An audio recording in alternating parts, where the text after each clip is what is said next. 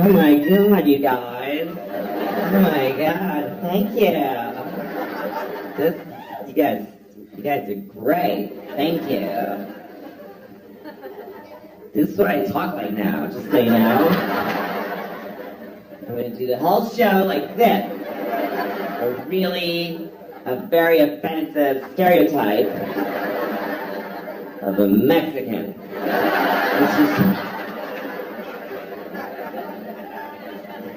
This is a Mexican at the border. Just let me in! Jesus! You guys are dicks in there anyway! Fuck you, America! Is that too high up, do you think? So, I always like to stand just a little bit wrong, you know? Just for my own entertainment instead of saying like this. Just put a little of me in here, just so people are like, I don't know why that bothers me. Especially if I'm somewhere I don't like being, like CBS, you know, I hate CBS. But sometimes you gotta go in there. That should be their slogan. CBS. CBS, sometimes you gotta come in here.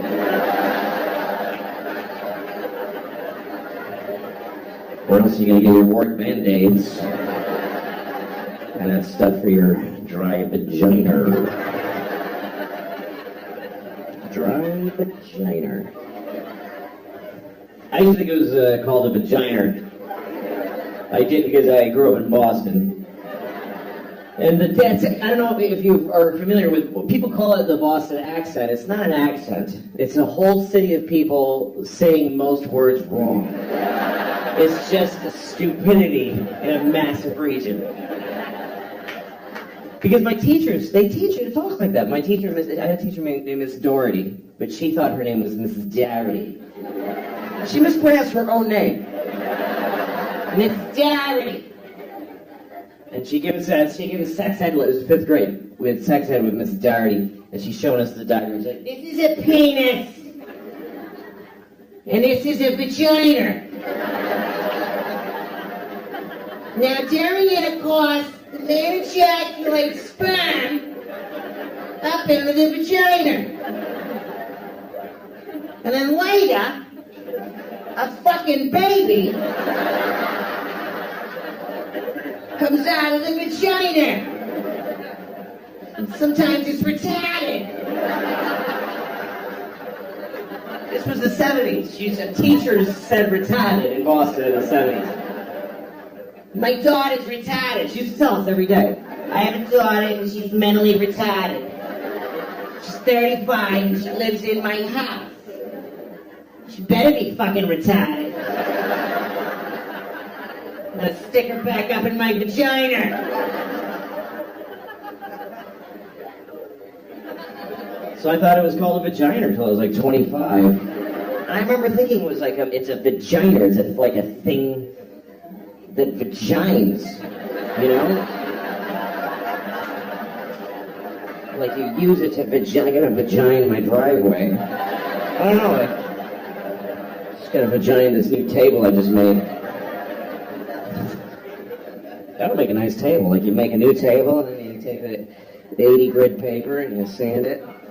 And then 120. And then you go, all right, honey, get up there. And she just... It's like old... Like one of those Danish tables, or like a nice old Italian table. This table is very smooth because my wife has a very juicy boozy, and she vagina the table. And my family, we do this for generations, and we vagina.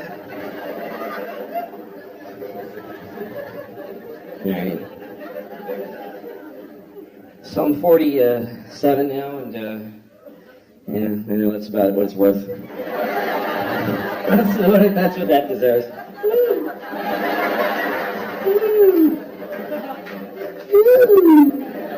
Yeah, 47 doesn't buy anything. 18 you can vote, 21 you can drink, and 47 you can just keep doing whatever. Just keep being out of breath. What good thing is that I've let go of any dream of getting in great shape. Like, it's like a relief. Just because my whole life I've been like, well, someday I should really get in great shape. Now I'm like, what? Why would I do that? That's not going to happen. To me, the level I want to reach as far as the shape I'm in, I just want it to be so that if you find out that I died, you ask what happened. That's all. I want you to wonder what happened. I don't want to be like, oh, he died? Oh, yeah, sure. Sure he did. Sure he did.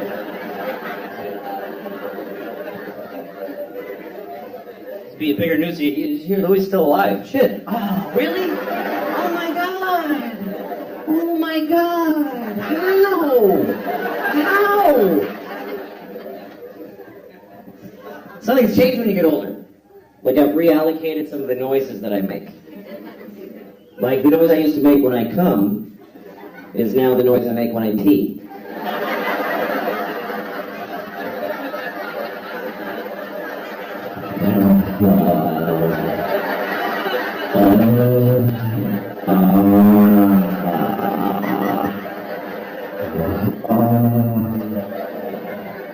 Take it all, bitch. Very disrespectful to my toilet, unfortunately. Yeah, you like that piss, don't you? Bitch. I'm gonna shit in your mouth, too. Nothing but a shit-eating, piss-drinking tenant. Dumb bitch, tenant. You ain't intelligent. You ain't even been outside. Sit there waiting for me to shit in your face. Got piss on your lips. You ain't even special. I pissed in 3 toilets today. You ain't shit. It's terrible. It's awful. And that's how my dad treated his toilet, so that's where I learned it.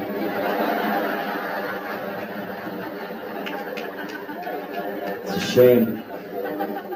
So that's the noise I make when I pee. And some of you might be wondering, none of you are wondering, what noise do I make when I come? So this is the noise I make when I come. I just go, it's done! Thing clouds and lightning and crows. It's complete! Kind of intense. There's a little witch with white eyes going, and the child will be born!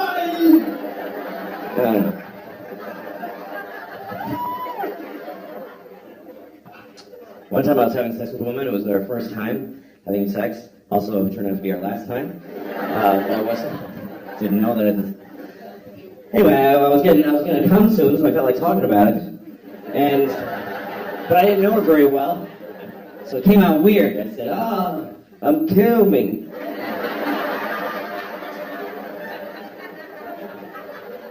She's like, "What did you say?" Because I was back there. That's why she had to go like this. What did you say? What was that back there, Chief? What was that? Yes, I'm always back there. It's a weird thing to brag about. I'm always behind. Every time. So they don't see me crying. It's weird having sex with a woman from behind because you don't know what's going on the whole time. And I get kind of paranoid. You know, the whole time she might be like...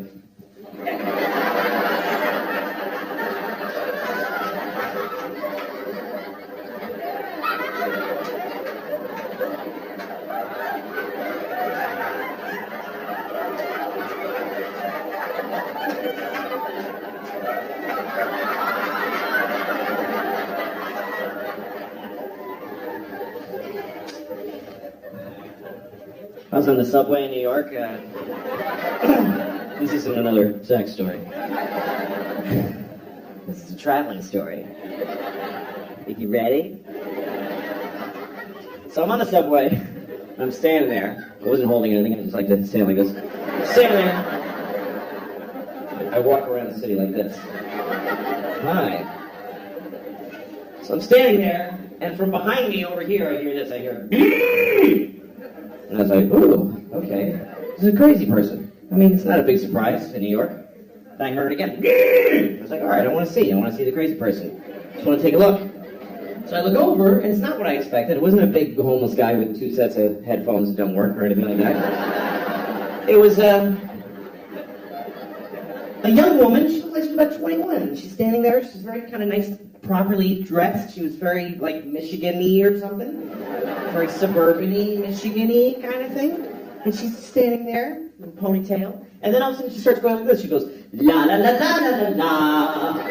La la la la la la la. And I realized, oh, she's like a student, like a singing music student.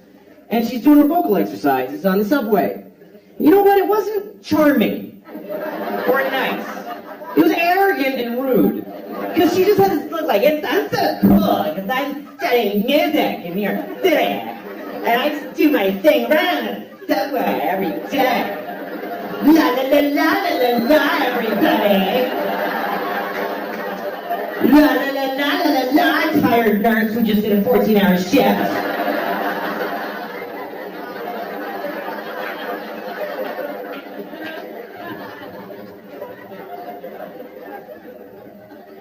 We live in an interesting time, you know? Because you can be on an airplane, you're like one of 200 passengers, you're on a flight, 30,000 feet in the air in the middle of the flight. If you just decide to do this, you're sitting in your seat, and you just start going like this, you go,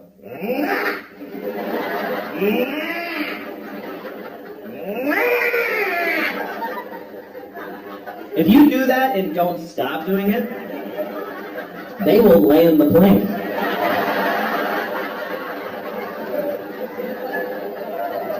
You can will a plane to the ground without a weapon or a threat. You don't have to do that much. You can just sit there and just start going, down, down. Seriously, you're on a plane and you just didn't stop saying down. Down, down. Sir, is there a problem? Down, down. Fighter jets. Well, I mean, you don't go into the nearest airport. And then I guess you're in trouble, but well, they can't put you like in prison because you said down several times. They like bother you. Why did you do it? Are you a terrorist? Why did you do it? I just didn't want to be up anymore. Just didn't like it. I mean, I just said the word of where I wanted to be. You didn't have to do it. It's just a suggestion. Jesus Christ. I was on a plane once and there was 2 babies on a plane. And other people. It wasn't just me and 2 babies. That would be weird. You get on a plane, there's just 2 babies.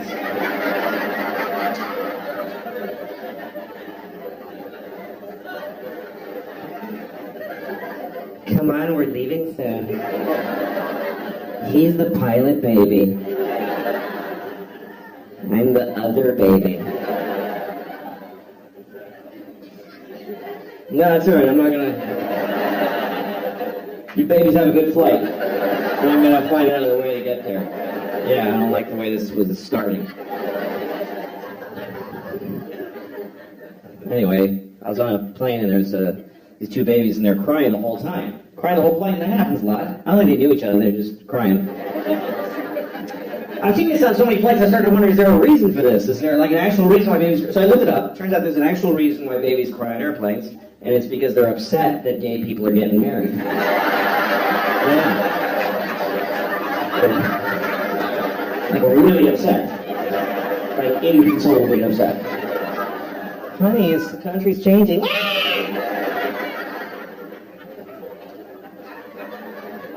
And I don't agree with them. I think if people are in love, they should get married. But they can't accept that. They're just, they're just being babies. Babies are selfish. They are. Babies are selfish. They just, meh. No baby ever goes, meh, but how are you doing now?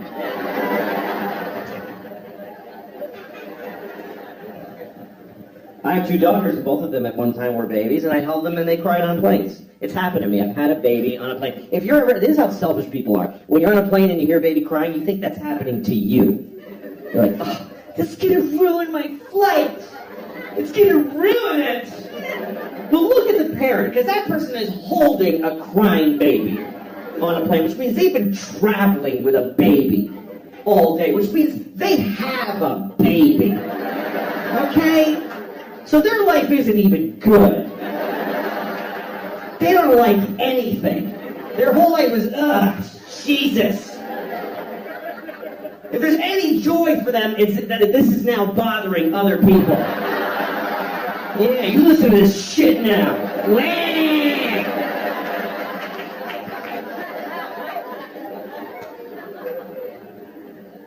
I remember one time my babe was crying on the plane. She was really upset. And this guy and some businessman on the plane, because businessmen always think that every flight is a private plane of theirs that we're all like piggybacking on.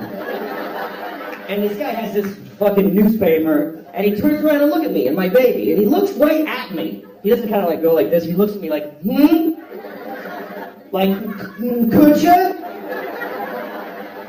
Like, oh, I'm sorry. Is this bothering you? Let me just.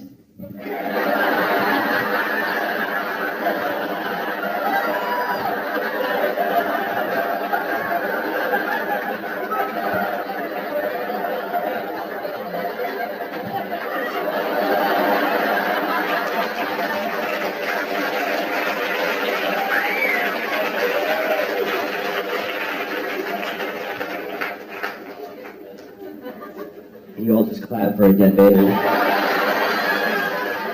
You applauded a dead baby.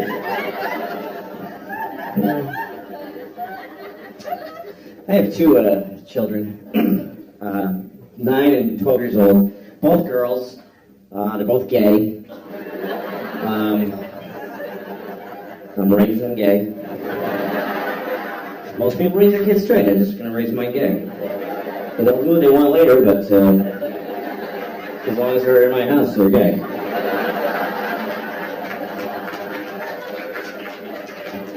I tell them every day, you're gay, honey, good night. Go to bed. Brush your gay teeth, gay honey. Don't forget to be gay.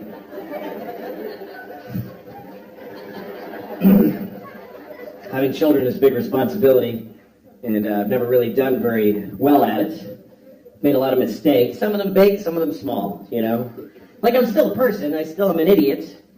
You know, still, like, I got high one night. I got really high. Because I don't do drugs. I never do drugs. Never. So that when I do, they're way more fun. To me, that's my best advice about drugs. If you want to enjoy drugs, never do them. Never. Because then when you do, they're actually fun. Because when drugs are part of your life, they're just another pain in the ass in your life. It's just my drugs suck. I don't want to have that problem. I always want to be that person where it's a new thing. Somebody's like, hey, you want to try this? And I'm like, oh, I don't know, I should. It's crazy. I don't even know how to do it. I mean, what is this? Anyway, I got my friend had the little vape. I'm a little worried, honestly, by the young people with the vaping and they just do this and then they just vape and they just stand on the corner and puff and look at the fucking thing. And I miss you. That's what it is. I miss you people because you used to stand around like this, and I get to go, fuck that one, and that was okay. But now I'm just looking at the top of people's heads now. But I didn't realize how, like my friend, I have a younger friend who's vapes, and she told me it's just to kind of like calm me. She's like, I barely feel it, you know? Sometimes it helps me sleep. So one night we're hanging out, I'm like, I'm going to go home and go to sleep. Maybe I'll just try it. So I took one little tiny hit. I was insane. I was completely insane. I was in my house. I couldn't even walk past the window. I had to go under the window because I was afraid of the inside of my own brain. So I started texting people, just texting. I'm so high. I'm so fucking high. I'm so high. And I texted, to another friend. I'm so high, I want to suck the pot jizz out of my own dick and get higher. That's what I wrote. I'm not bragging. I'm just telling you that's what I wrote. And I sent it. And then later I looked at my text and I was like, I think I might have sent that to my 12-year-old daughter. I think it's possible. And I didn't, but I too easily could have. Now my kids are in my phone. There needs to be some very reliable firewall that says these numbers are much harder to text. That you can't just, whoops, traumatize her irreversibly. That you can go like, to write to these numbers, I have to solve the Hellraiser puzzle, and I have to, there's two guys with the keys at the opposite room that turn them at the same moment, and there's a warning. Are you sure you want to send this picture of your pubic hair to your ex-wife's mother? That's how you want to break the silence of 6 years since the divorce. This is my pubic hair. Look at all of my pubic hair. How have you been?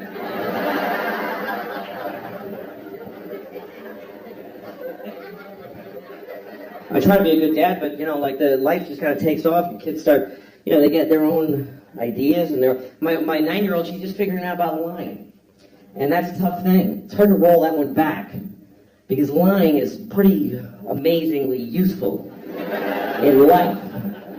It's like, how do you tell a kid not to use a thing that just solves every possible problem, like magic? How do you? Because that's why kids lie, because they're in trouble. They lie because they're in more trouble than they can take. Because kids, when a 9-year-old lies, it's not for some weird Machiavellian, Do you know what my teacher said about you? It's interesting. They don't just make shit up. They lie because they're in trouble. And it's more than they get, because trouble is too much for a kid. Trouble, for grown-ups, we can take trouble. We don't care. We just go, oh, I'm sorry. Am I in trouble? What? We don't care. But to a little kid, trouble is like this horrible, did you take the chocolates?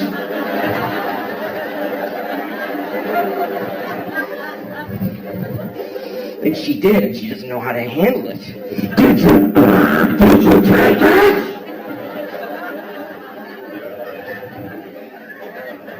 No? Well, all right then, have a nice day.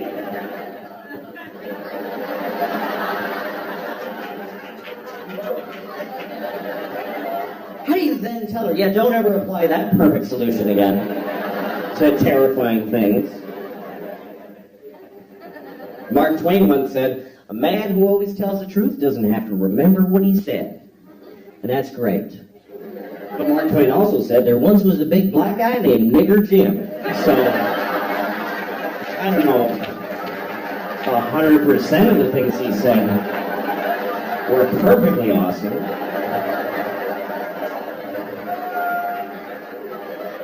Really, Mark Nigger Jim, you're going to go with, that's the best you can do. To name it, yeah, kind of a nice ring to it, Nigger Jim. Yeah, well, it's a little on the nose, isn't it? Could have called him Black Mike. I mean, just a little. Take it down one notch of the. Thanks for that, Mark.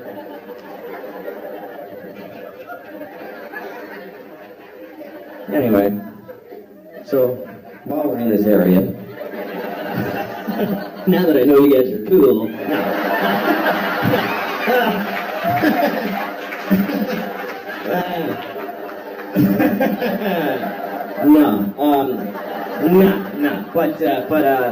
but this is a story that takes place, I'm going to tell you the story, it's kind of a messy story, it takes place over a lot of years. It started with my friend Mike, who told me the story. This happened to him back in the 90s.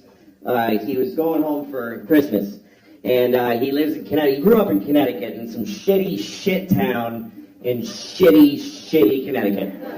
And he didn't like going home. He's one of those people that came from a place, doesn't like it anymore. He goes back, he doesn't know how to handle his family, and he came from a family of white racists, and he doesn't like going home, but it's still home. So he went home for Christmas one year, and everybody's hanging out during the day, talking, having lunch, and his father and his brother both work at this factory, and his brother's grousing about his day at work, and he goes, yeah, and then this fucking nigger fell asleep at the forklift. And then my friend Mike heard that, and he went, oh, God, why am I part of this people? I hate this. And he felt bad. And then that night he's in the kitchen and he's having a warm milk or whatever. And I don't know why that's funny. What that sounds like. Yeah, because he's a pussy. He's just sort of having some time with himself, and his cousin comes downstairs. We're staying with his cousin. He likes his cousin. That's the one person he always felt connected with. And his cousin's like, "What's wrong, man?" And he says, "Well, geez, I come home and I hope that everything would be, normal. But then my brother says, he's about the factory and this nigger fell asleep at the forklift." And his cousin goes, "Oh my God, the nigger fell asleep at the forklift?" So this is the first part of the story. Okay, so Mike tells me that story about how he's just not listened to by anybody in his family. And then later on, I get a job writing on a TV show for Cedric the Entertainer. Great guy. And he had a show, and he hired a writing staff, half white writers, half black writers. So at lunchtime, we talked about race. It was just, we'd have these provocative, interesting conversations, trading notes about race, the white writers and the black writers. And I told that story. I told the whole thing about the guy, and then the cousin saying, and then one of the writers, a black writer, he goes, "There's nothing worse than a nigger falling asleep in the forklift." And making it harder for the rest of us. Still, nobody's quite hearing what my friend was going through. And then, about a year later, I'm hanging out with my friend Dino. Dino's Greek. He has no dog in the race. He doesn't carry it away. He's Greek. Greeks aren't white or black. He's just got a big nose and he just stands there.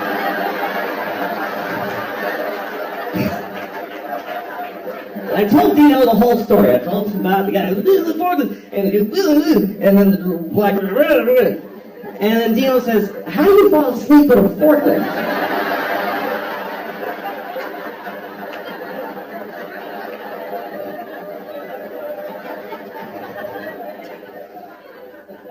My oldest daughter's going to be 13 next year. That's a big deal. That's a big deal. That's all the parents ahead of you always go like, yeah, wait till shit. That's when you I'm not afraid of her teenagehood. It's going to be challenging and difficult, but she'll meet the challenges. I'm always proud of my kid. She's a good kid. Now, some parents are really afraid of their daughters. A lot of dads get scared. Like, I don't know what to do. I have this friend, his daughter's 15. He's like, she's going to start having sex. I don't know what to do. She's going to have sex. What do I do? I'm like, well, you don't do anything. You don't have a role in that at all. You're her father. No role. Not supportive or advisory, nothing.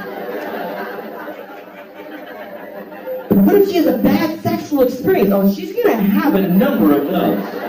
Oh, yes, she is. Her whole life is going to be just walking through a blizzard of bad dicks. Just...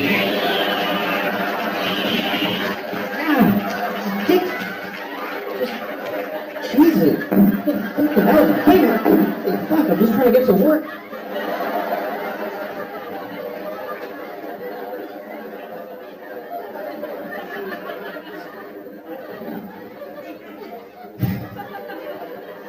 The little one, the 9-year-old, life's a little simpler. Tap dancing. She takes tap dancing class. We started her with tap dancing because we figure by the time she grows up, it'll be the 1930s again. And, she'll have this thing she can do that nobody enjoys watching. Do you know who the audience is for tap dancing? The parents of tap dancing students. That's all of it. Because we all have to go to the show at the end of the tap dancing semester.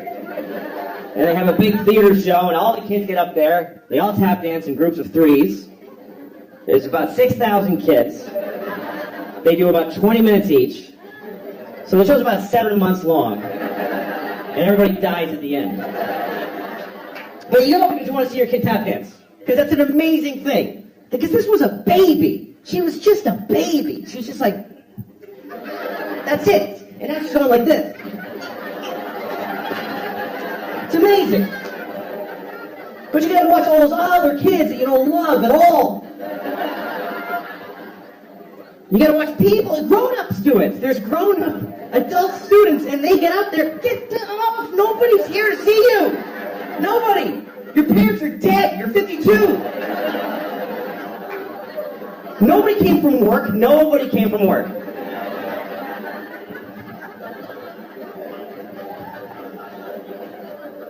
I take her every Thursday. to tap dancing.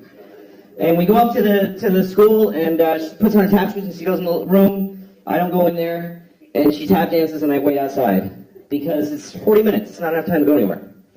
So I just sit there and listen to it.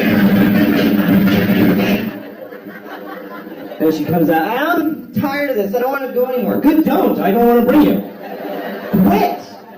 Quit. I don't care. I don't push my kids into this shit. Because you got to do it too. I don't want to do it. Daddy, I'm tired of soccer. Soccer is out of our lives forever.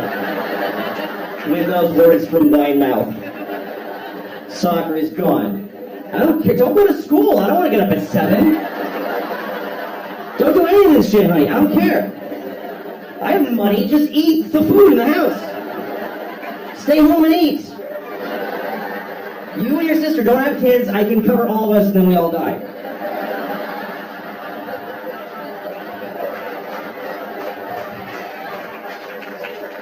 That's my goal. I want to make enough money that we can just lock the door and eat the food. That's it. Daddy, what are we doing today? Go to the food room and pick something out and go to bed. That's all that's required of you. People overthink this life shit. People get all knotted up. I don't know what to do in my life. Like, I don't know what I should be, or I don't know. It's what should I do with my life? Just get food, put food in here. That's it. Put food in here. Walk around and look for food. And anytime you see any food, put it in here. Just take it and put it in here. Later, when you feel pressure, shit out the shit in there. That's it. If anybody tries to stop you from doing either of those, murder them.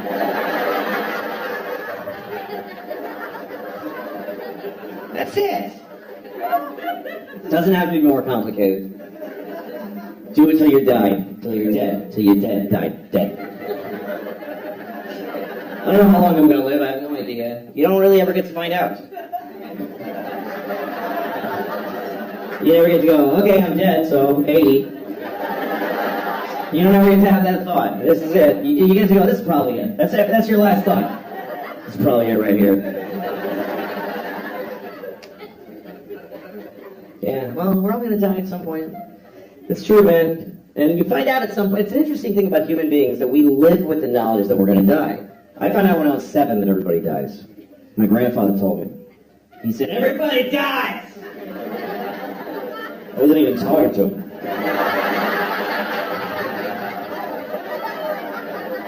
I was just trying to blow out the candles.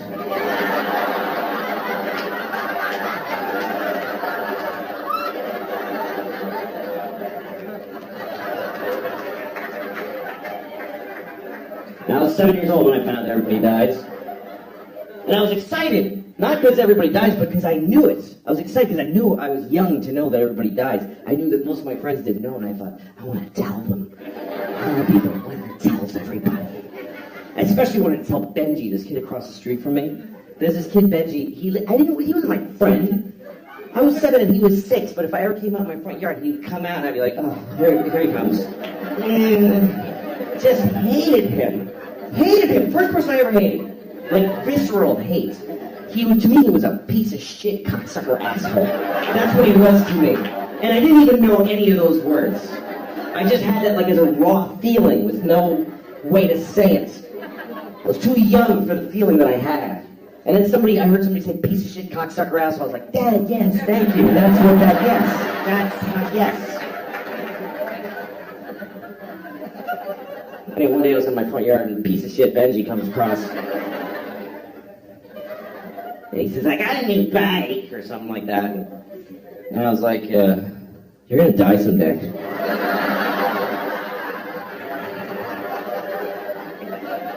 He was like, what? No, I'm not. I said, yes, you are. Everybody dies.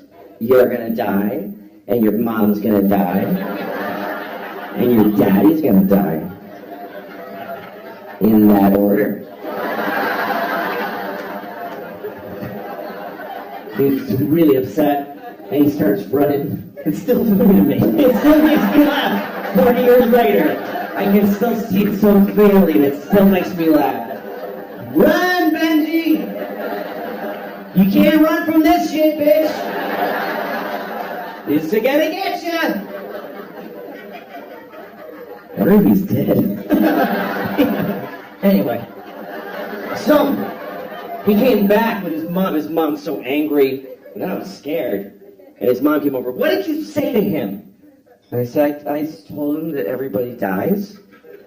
And she goes, well, that's not necessarily true. He's like, what? She says, well, some people die, but not everybody does. And I was so full of questions. I was like, what about Abraham Lincoln and George Washington? They're dead. But she said, yeah, that's because something happened to them.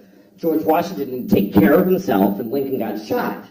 But there's a lot of people alive from those days. And I was like, really? What about, like, Bible people? And she's like, yeah, we have to go. And then she left. Because I think she realized this is only going to get worse. She's not on a good side of this argument. And then I went to my mom. I told the whole thing. She was like, don't worry, that lady's a fucking idiot. Don't listen to her. My mom said, don't worry, baby. You're definitely going to die.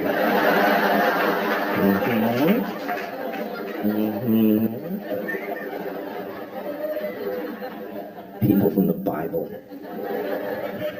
What if people in the Bible knew they're going to be in the Bible? Like, guys, this is totally going to be in the Bible. You guys are going to get in the Bible, everybody. I got to get my roots done so I look good for the Bible.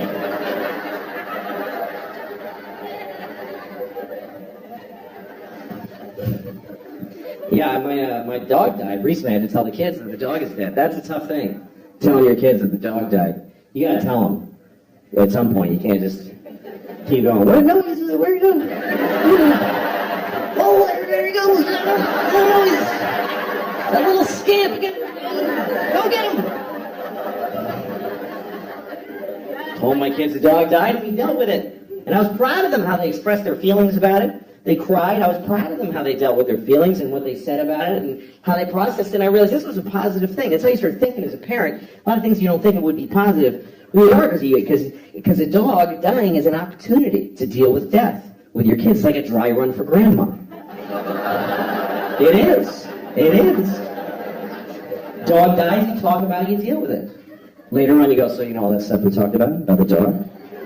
Yeah, so grandma knew. Mm-hmm. All the same stuff. That's right. All right? Go brush your teeth.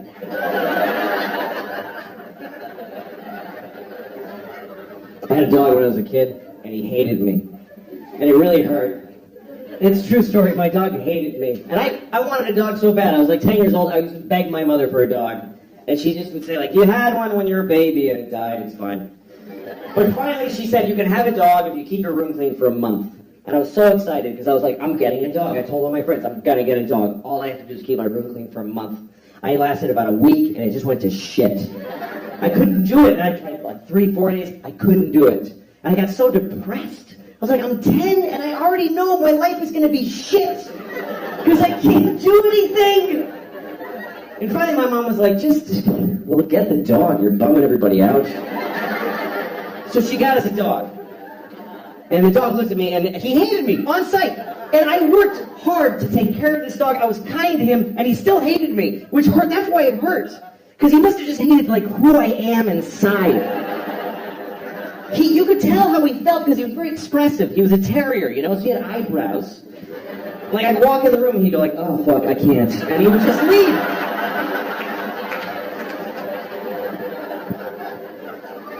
I would take him for a walk, and I had to use a leash, and I didn't want to use a leash. I want to be one of those cool guys with a dog that just comes along, you know, those guys who's got like a suede jacket with patches in it, with like scratchy hair, and he's like, yeah, and he gets in his old pickup, and he's like, come on, guys, he goes like, you know those guys that can whistle that poor whistle? Whatever. Woo! And the dog jumps in the back, and they both get laid somewhere because they're both so cool. That's what I wanted.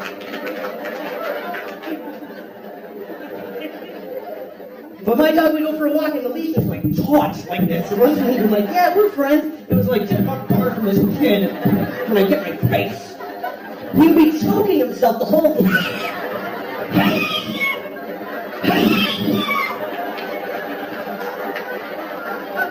And if I ever like slipped and dropped the leash, he would be like, I'm not your dog. He would just run.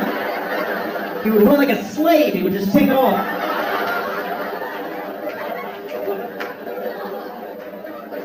That's how he ran. It's an apt description. That's how he ran. He didn't run like a deer. This is how a deer ran. He ran like this.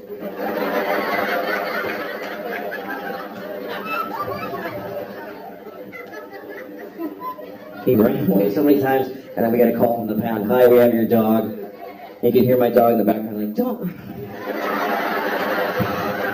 Seriously? I told you. I don't want. I've never been a big animal person. Some animals I hate. Bats. I think bats are just disgusting. I hate bats. It's a rat with leather wings. You ever see one and they like look around? It's like somebody, you know, they have a face. It's disgusting. Hate bats. And I'm sure there's a whole thing of, oh, did you know that bats make all the French toast in the world or whatever? I don't care. Hate them.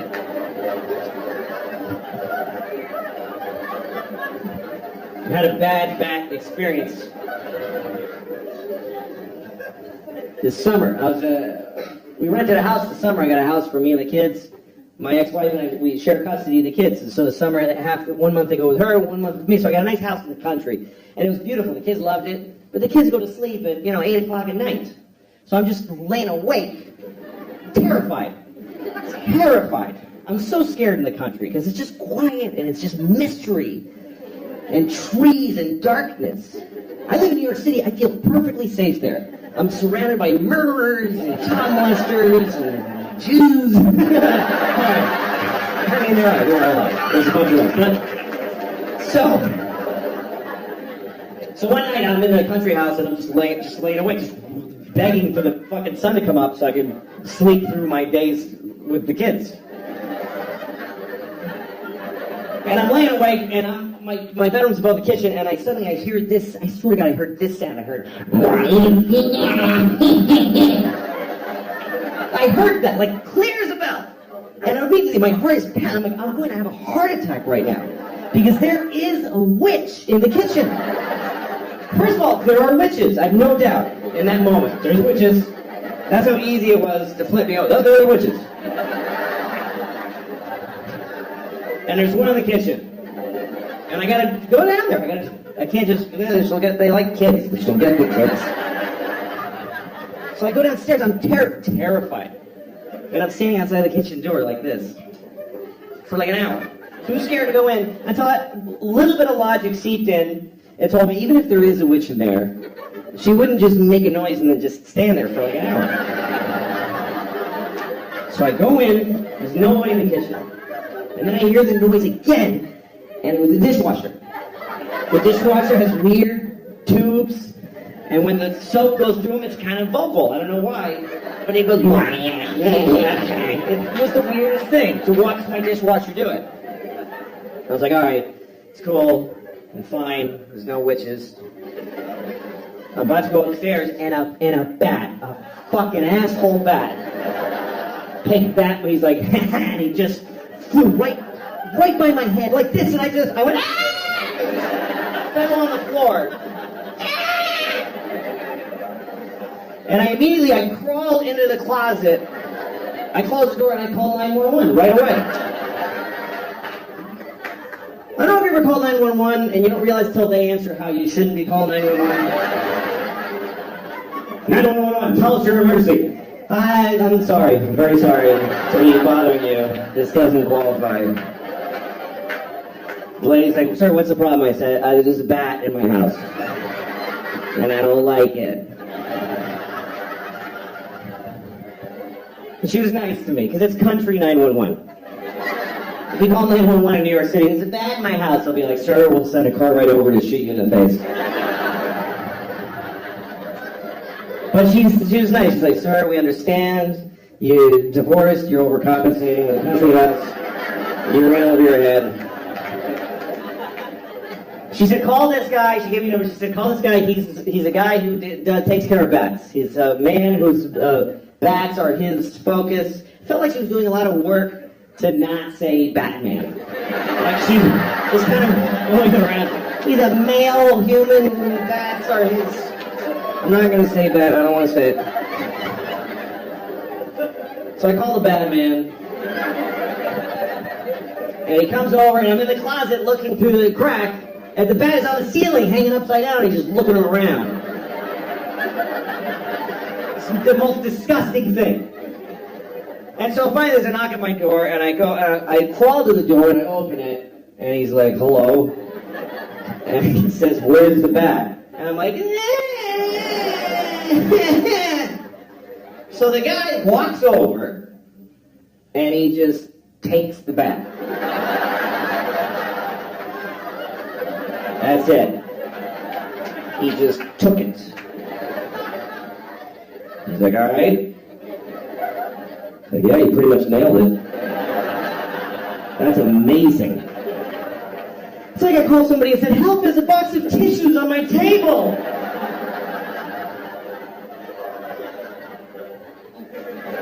Oh, thank goodness.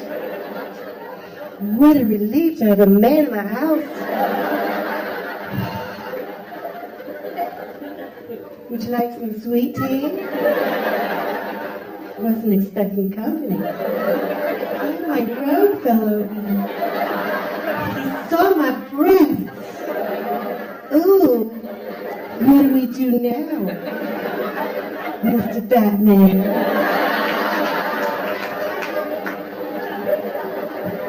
You know, I am kind of grateful to that bat now.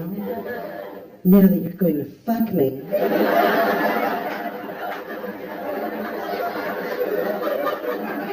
You're not? Well, all right, you can go then. I can't get out of it. I'm sorry. I just like to keep doing that till the laughter stops. Fuck, it's just getting upsetting. But I just did that for like 40 minutes. Well, if you weren't going to help me, then why did you come out for me? I'm alone here all day and I hardly can handle it anymore. Alright, okay. So, no, don't do that. Don't do that. I was in New York one time. I was on the subway platform and I saw two rats and they were fucking. And I never saw them before. I'm like, holy shit, there's two rats fucking right there. And so I watched them. Because you can watch rats fuck. It's not a big deal. You don't have to go.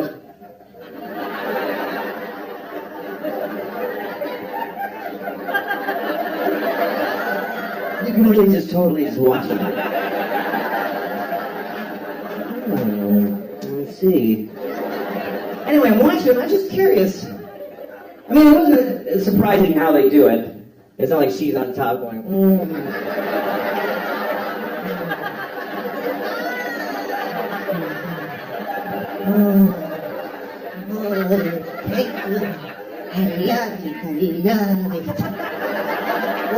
I think it's a Japanese rat I'm going.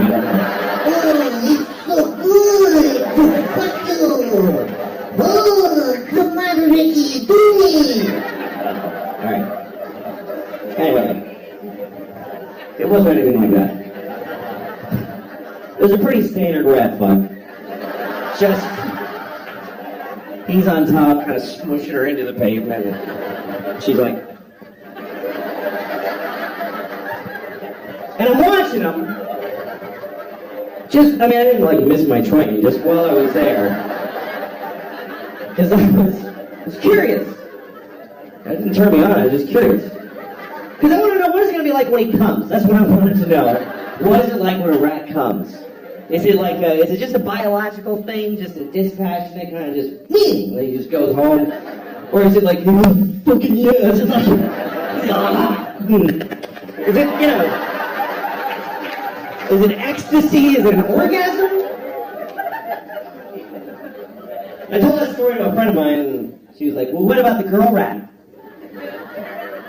What about her orgasm? Why don't you empower her and wonder how she comes? What are you, crazy? Girl rats don't come. There's no way the girl gets to come when rats fuck. First of all, he's not gonna hold out for her. He's not that kind of dude, you can tell. He didn't give a shit. He's gonna fuck her, he doesn't even know her name. He's not sitting there waiting for her and trying to think of things to not come, like giant garbage bags with no food in them or whatever.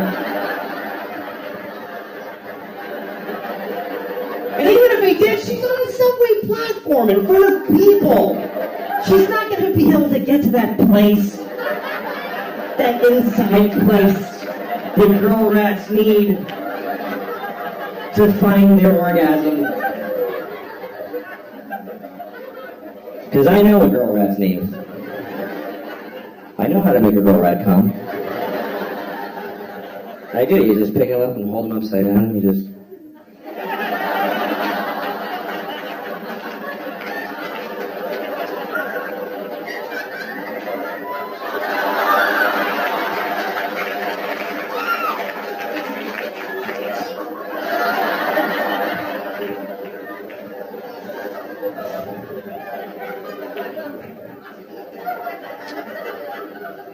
Just to be clear what I was doing there, I just want to make sure you know, I spit in her mouth while I played with her little asshole. Don't judge her, that's what she likes. I did it for her.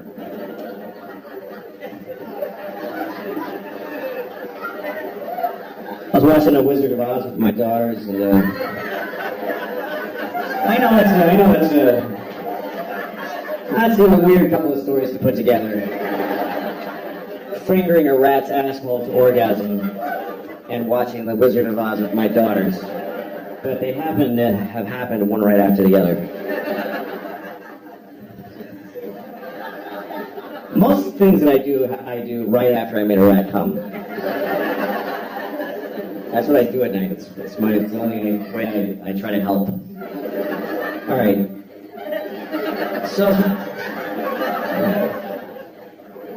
let me just tell you this first. I was at a place to eat and dinner in New York, and I heard these two women talking, and one of them is talking about the guy she's dating. They were about 21 years old, like NYU students. And so she's talking about it. You know, a lot of times I'll hear this woman talking about the guy she's dating, and she runs down the stuff that's not satisfying. The things she doesn't like. She's like, he just, I text him, and he doesn't respond right away, and then when he does, whatever. So that's weird. And then I saw him, and he's being weird, and so then he called me. He's like, I'm sorry, I'm weird. It's weird right now. And I was like, whatever. It's just weird. And then I'm listening because I want to know, what is her friend going to say? I want to know what kind of friend she has, And her friend just says, he's a piece of shit. He's a piece of shit. He's not good enough for you because you're amazing. You're amazing. So he just can't handle how amazing you are. And I remember thinking, that is a shitty friend. That's not a good friend. That is not a good way to approach life. I'm amazing. And anybody who doesn't text me back just can't handle how amazing I am. I mean, she's a student. She's not Nelson Mandela. She's in college. I'm sure she's fine, but you're amazing the way you take classes. What is so amazing? She's kind of boring, he's kind of a douche. It's fine. They're fine. You need to know that you're boring a little bit. It's important. Self-love is a good thing, but self-awareness is more important. You need to once in a while go, I'm kind of an asshole. You have to have that thought once in a while, or you're a psychopath. When you say to a friend of yours, you're being an asshole, and they're like, no, I'm not. Well, it's not up to you if you're an asshole or not. That's up to everybody else. You don't get to say no to that. You're an asshole. No, I'm not. Oh, sorry. I thought, okay, I'm glad I checked. I guess you're not. If somebody tells you you're an asshole, you should go, oh, shit. All right, what happened? How did I get here? It's like somebody saying, you got something on your face. No, I don't. It's like America. I feel like America is like the world's worst girlfriend. America is like a terrible girlfriend to the rest of the world. Because when somebody hurts America, she remembers it forever. But if she does anything bad, it's like, what? It did. I didn't do anything. America, why do you keep bombing those people in Yemen and all? It's 9/11, okay? 9/11. Shut up, asshole. Okay, well, you killed hundreds of thousands of people, so yeah, now for 9/11. Fuck yeah. Yeah, damn.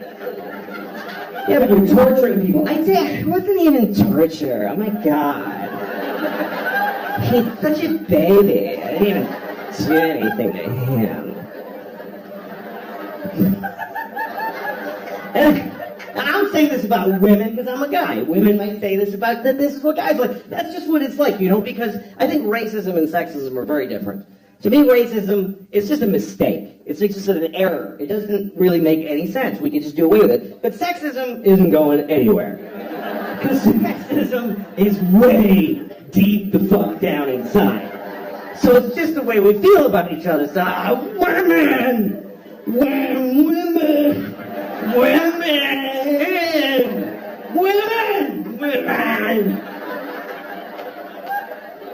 And you're like, man.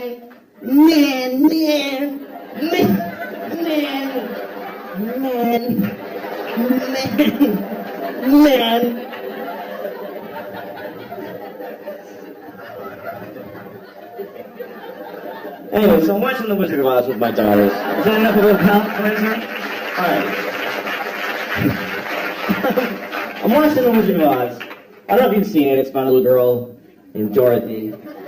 A very sweet little girl, played by an alcoholic older lady. Who lives in Kansas. She's a dog. She's very upset. And she keeps saying, my dog! And everybody's like, this is a farm. We're working. Leave us alone. And then there's a tornado, and they all went inside, and they barely looked for it. It's unbelievable. It was so upsetting to me when I was a kid to see this movie. Because Auntie Anne's like, Dorothy! Okay, fuck it. And she just goes right inside, bolts the door. Unbelievable.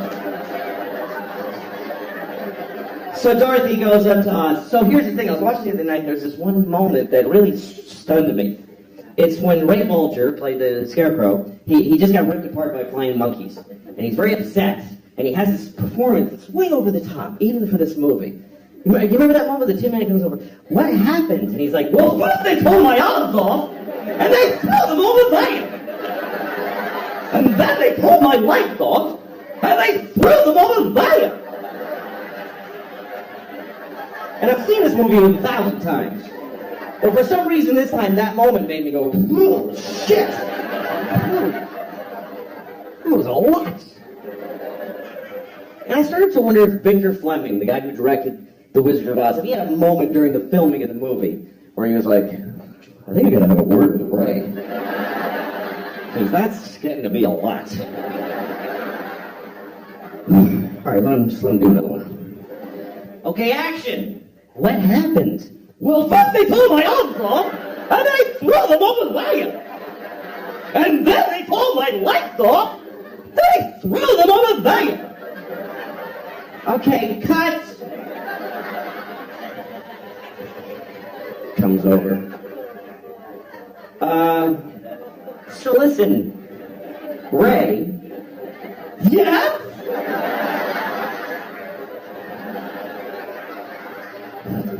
Nah, you're fine.